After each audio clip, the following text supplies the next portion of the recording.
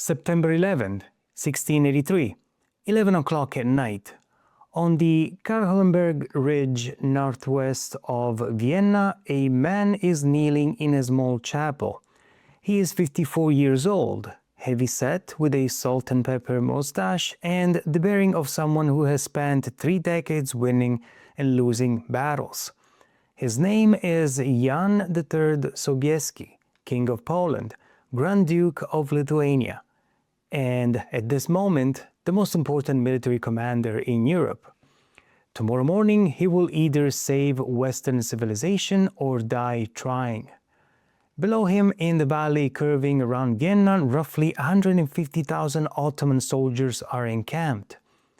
They have been there since July. They have dug tunnels beneath the city walls, detonated mines, fought hand-to-hand in the smoking craters, and pushed through Vienna's outer defenses inch by bloody inch.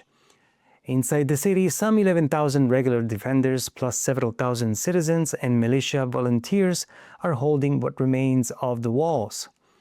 Their commander, Count Ernst Rüdiger von Starhemberg, has been sending increasingly frantic signal fires to the relief force for weeks. The message is simple: come now or don't bother coming at all. The Holy Roman Emperor Leopold I, this is his capital, his city. He is not there. He fled months ago. He's watching from the safety of Passau, over 100 miles to the west, waiting to learn whether he still has an empire. The Ottoman Grand Vizier Kara Mustafa Pasha, who envisioned himself riding in triumph through Vienna's gates, is in his enormous silk tent on the plain below. He knows a relief force has come. He does not know yet or understand what he is facing. In 24 hours, one of the largest cavalry charges in recorded history will decide the question. I am Benito and welcome to the Jagged Historian channel. This is the Battle of Vienna. This is the story how the world almost became something entirely different, and why it didn't.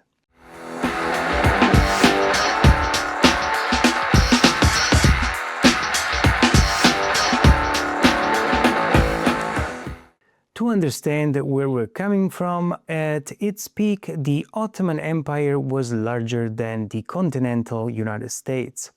Stretching from the gates of Persia to Morocco, from the Black Sea to the Red Sea.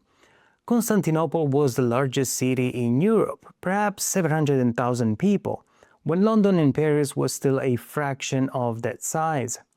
It was not a monoculture. The millet system allowed Christian and Jewish communities to govern their own internal affairs, a degree of structured tolerance that compared favorably to the religious violence afflicting much of Europe at the same time. Power nominally centered on the Sultan. In practice, it ran through the Grand Vizier, who conducted wars, negotiated treaties, and managed finances, all in the Sultan's name. Kara Mustafa had risen to that position as a protege of the great reforming Grand Vizier, Koprulu Mehmed Pasha, whose daughter he married. By 1683, he was the second most powerful man in the empire. The Ottoman military that answered to him was formidable. The Janissary Corps as its infantry backbone, the Sipahis as armored cavalry, and the Tatar forces of the Crimean Khanate as tens of thousands of hard riders whose role was disruption, pillage, and terror. But the Janissaries had changed. By 1683, they had won the right to marry, pass their status to their sons, and conduct trade. The corps had ballooned in size, while losing some of its edge. The 1683 campaign was not a surprise. It was the continuation of a 2.5-century Ottoman drive into Europe. The conquest of Constantinople in 1453 was the foundational shock. The fall of the last remnant of the Roman Empire, the city that had held out against sieges for 1,000 years. Over the following decades, the Ottomans methodically absorbed the Balkans. The conquest of Hungary after Mohacs in 1526 was particularly devastating. Hungary would not be fully reunited under Christian rule for 173 years. In 1529, Suleiman the Magnificent brought his army to the walls of Vienna for the first time. It failed. The campaign had begun too late and Ottoman supply lines couldn't sustain the effort. He returned in 1532 but was forced back again without a proper siege. These near misses haunted European strategic thinking for generations. Vienna was the great unfinished project. In 1683, Emperor Leopold wore several crowns: Holy Roman Emperor, King of Hungary, King of Bohemia, Archduke of Austria.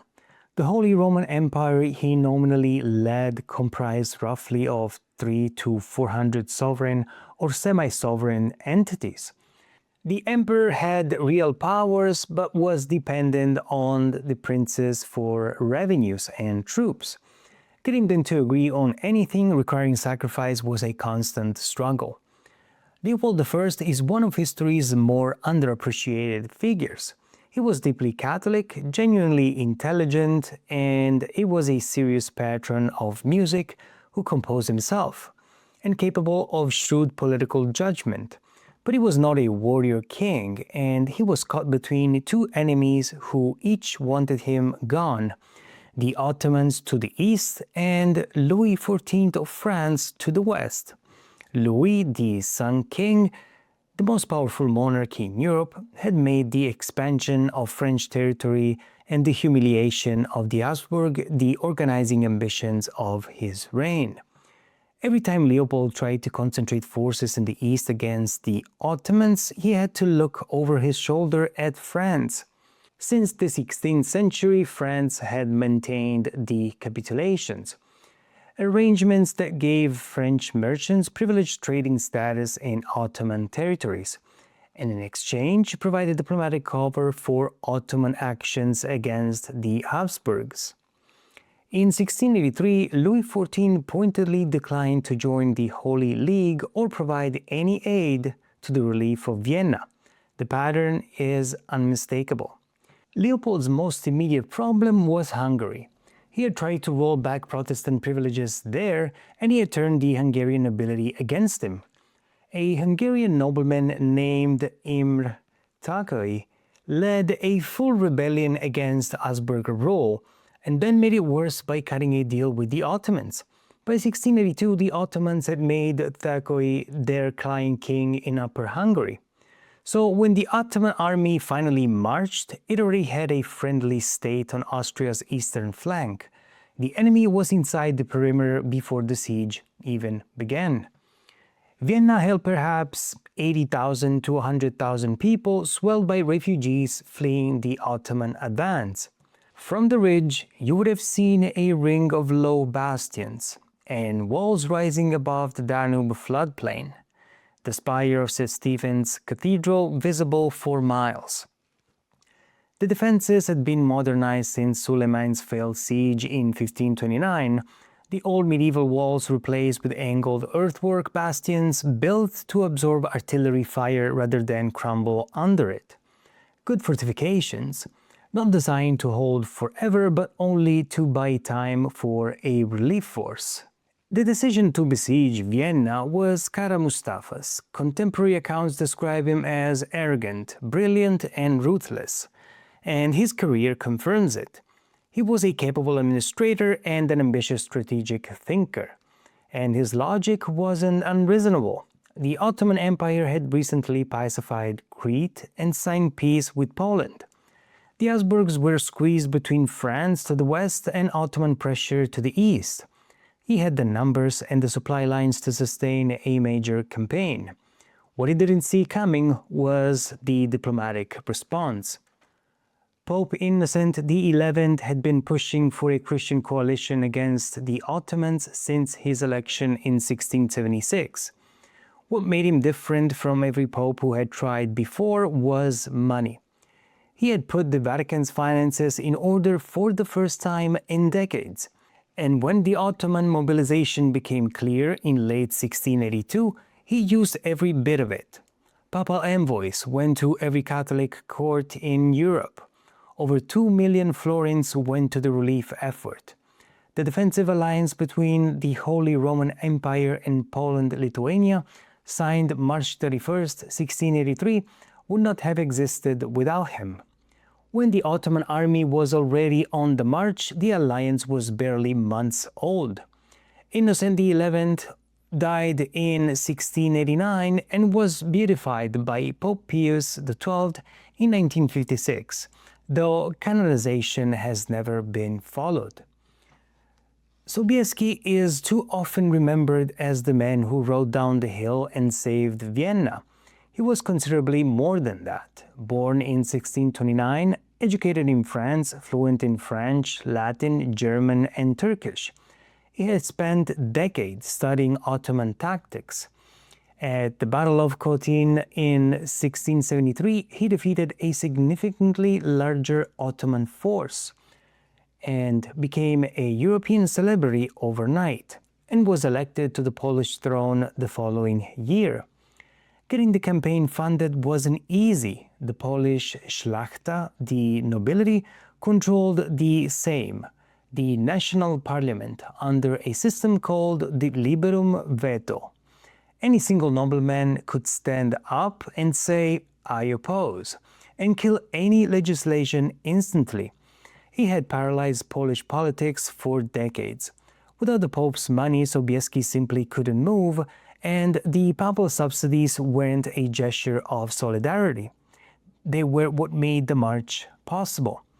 The Ottoman army left Adrianople in spring 1683, an enormous force consuming hundreds of tons of food and fodder every day, like a moving city with its own logistical world.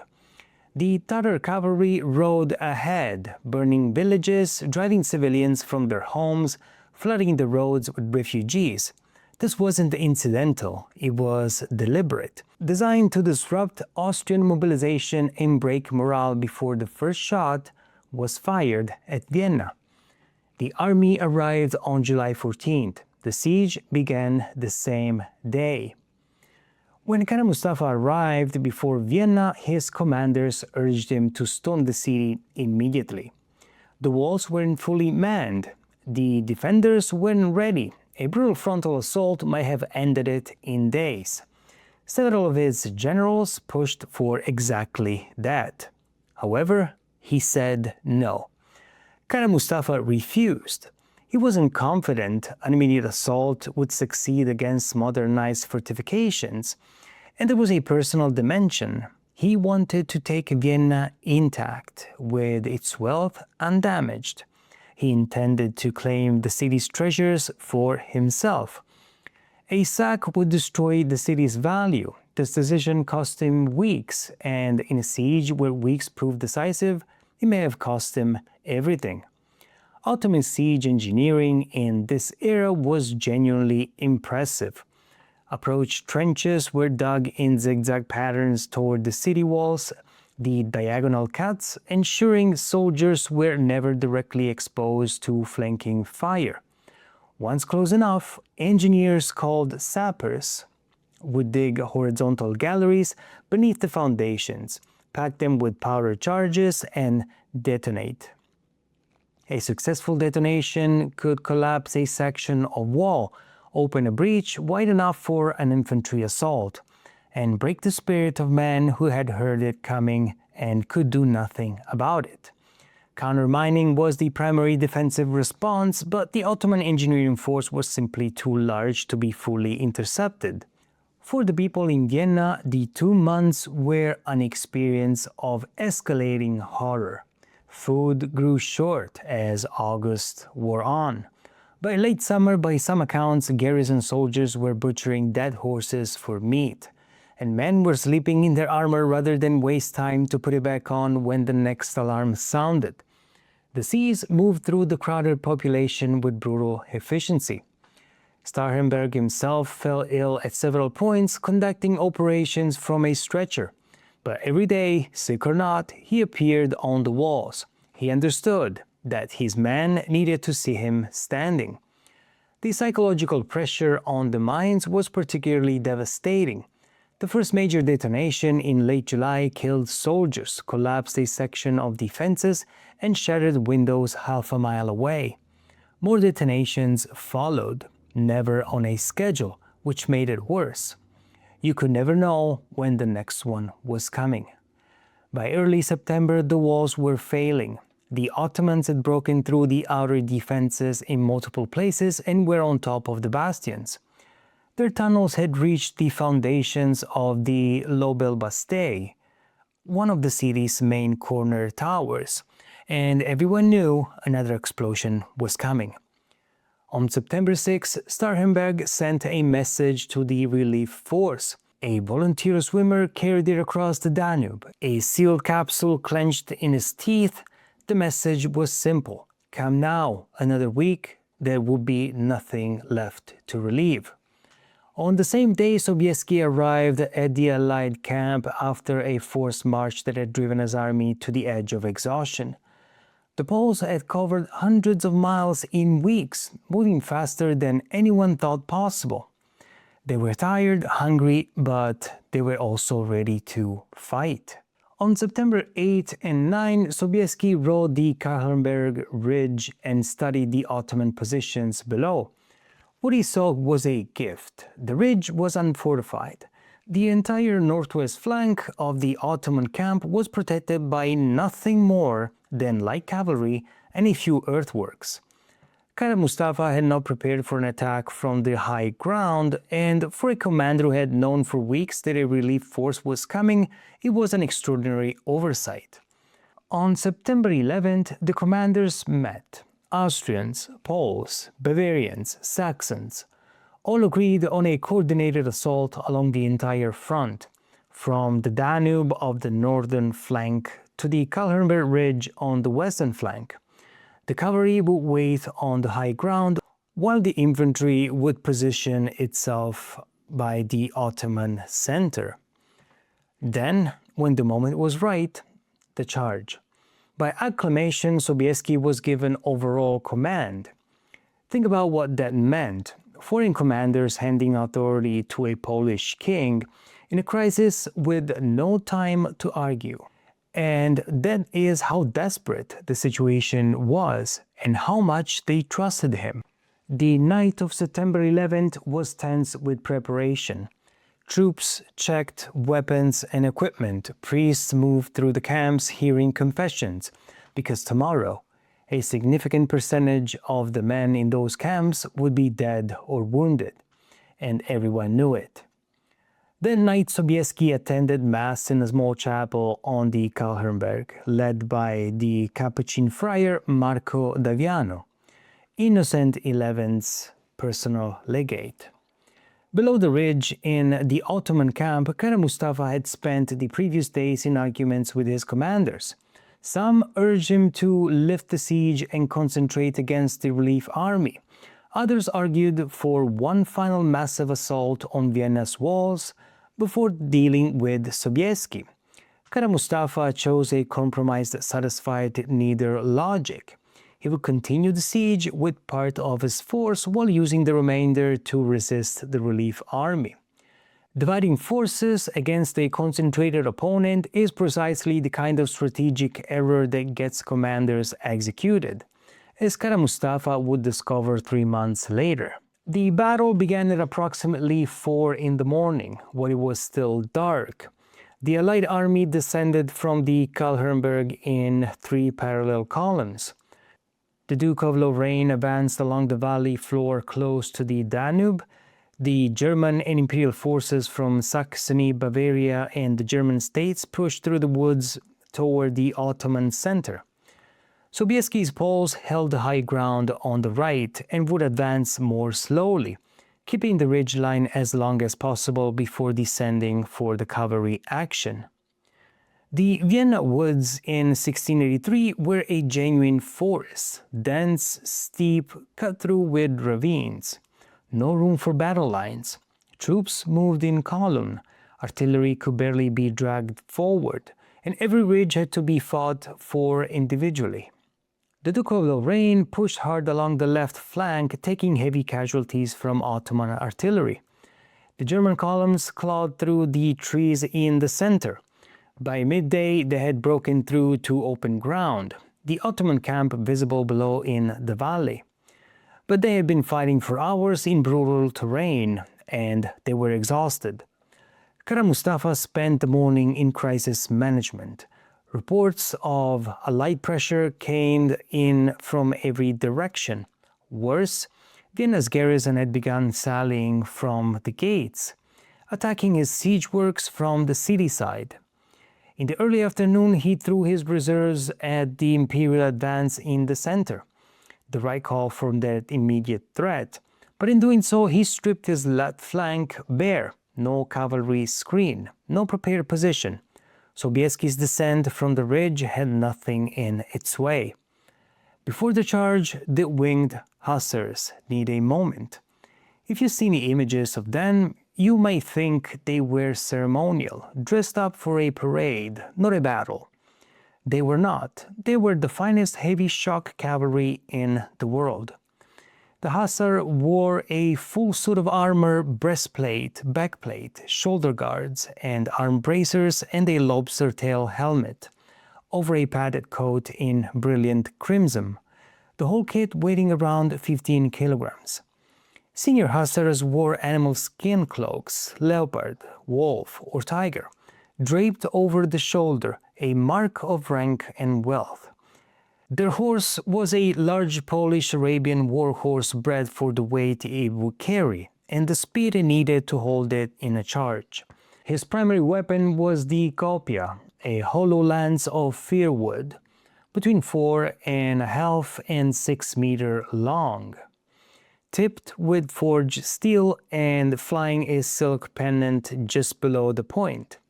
It was a single-use weapon designed to shatter on impact. Supply wagons followed behind with spare ones.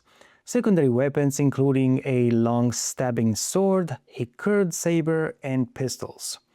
And then there were the wings.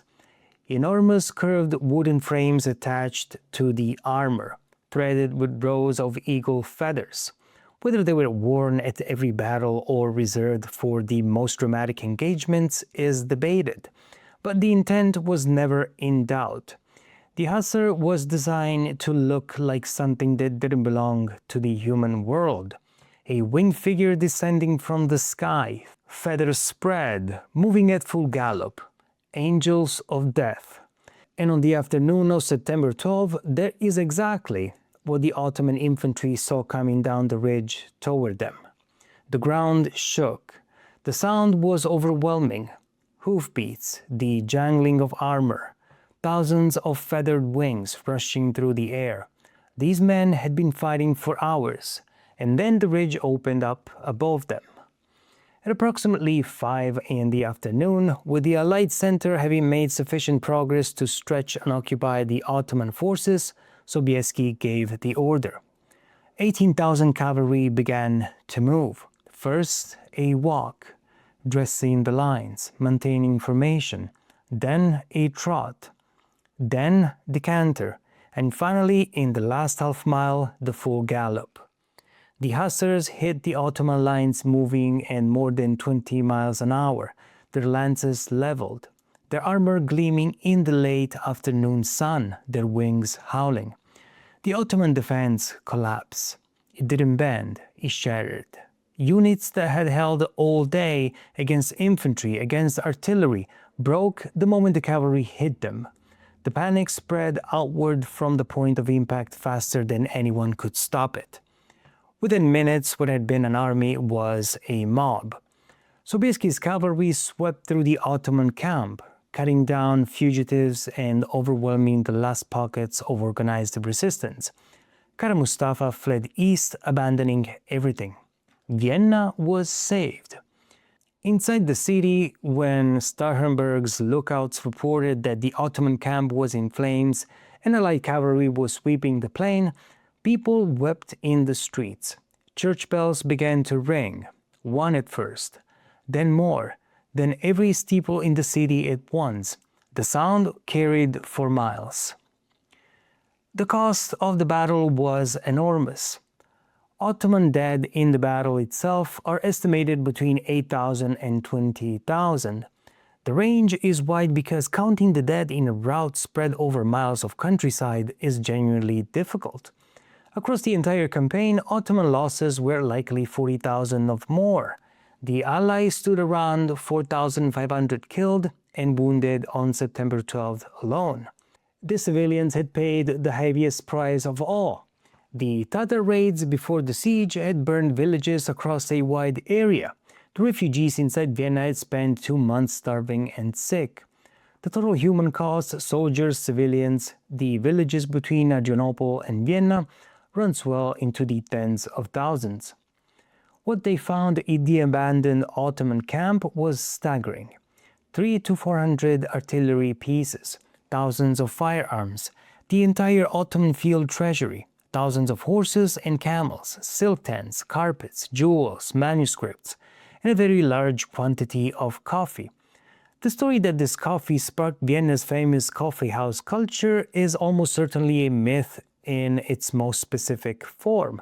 The documentary evidence for the Jerzy Kurski legend is thin. What is not a myth is that coffee became significantly more available and fashionable in Vienna in the years after 1683, and that the city developed one of Europe's great coffee houses cultures over the following century. The meeting between Sobieski and Leopold I on September 13th was deeply awkward. Leopold had fled his own capital. Sobieski had saved it, and yet the emperor received him in a coldness that Polish accounts describe with barely concealed fury. Too little ceremony, too little gratitude. The two men would fight together through the Great Turkish War, but it was never a warm relationship. The same day, Sobieski wrote to his wife Maria Kazimiera from inside the Kara Mustafa's captured tent. God our Lord has granted a victory and glory to our nation, the like of which was never heard of in centuries past, he wrote. And in his letter to the Pope Innocent XI, he reached for Julius Caesar. Venimus, vidimus, Deus vicit. We came, we saw, God conquered. Kara Mustafa retreated to Belgrade, where he spent his remaining weeks blaming bad luck and subordinates for what had happened. That did not save him. Sultan Mehmed IV had seen enough. The sentence was death, delivered.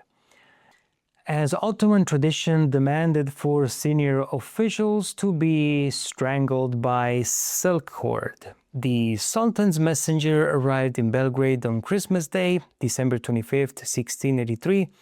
By some accounts, Kara Mustafas received the news calmly, said his prayers, and offered no resistance. His head was sent to Constantinople in a velvet bag. He was 49 years old. September 12 was immediately enshrined in the Catholic liturgical calendar as the Feast of the Most Holy Name of Mary, a deliberate act of memory, ensuring the victory would be told from the pulpits across Europe for generations. For the Habsburg Empire, 1683 was a turning point. The reconquest of Hungary that followed gave the Habsburgs an enormous increase in territory, population, and resources. The Danube corridor, previously a contested borderland, became the heartland for a new imperial geography that would persist until 1918. For the Ottoman Empire, this marks the beginning of a long retreat. Not a sudden collapse, the empire showed remarkable resilience for 2 more centuries, but a shift. It was now fighting to hold what it had, but not to expand. The slow weakening of Ottoman power in Europe became the central preoccupation of European diplomacy through the 19th century.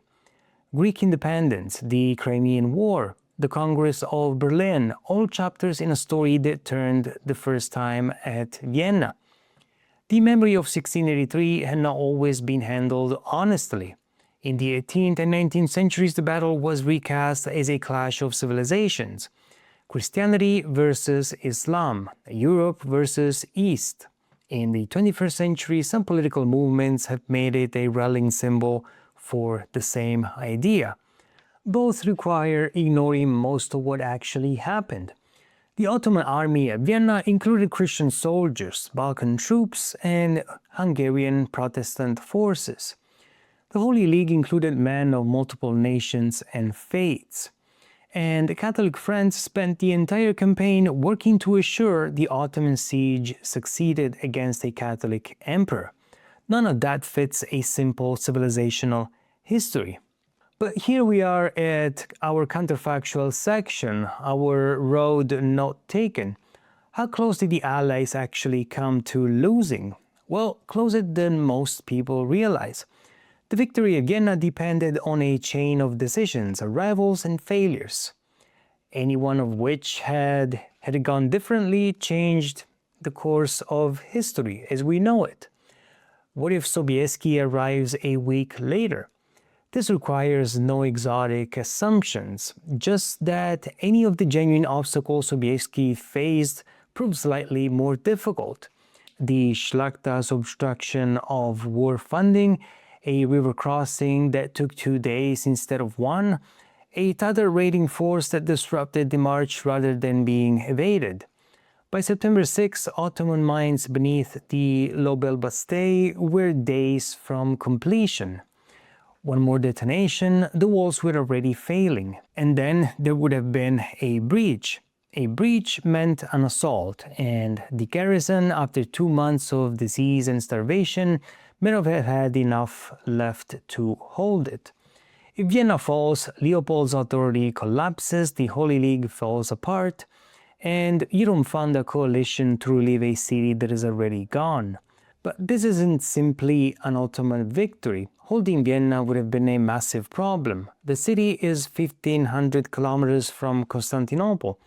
The supply lines were already struggling to feed a besieging army, and feeding an occupied city through a European winter would have been a different problem entirely.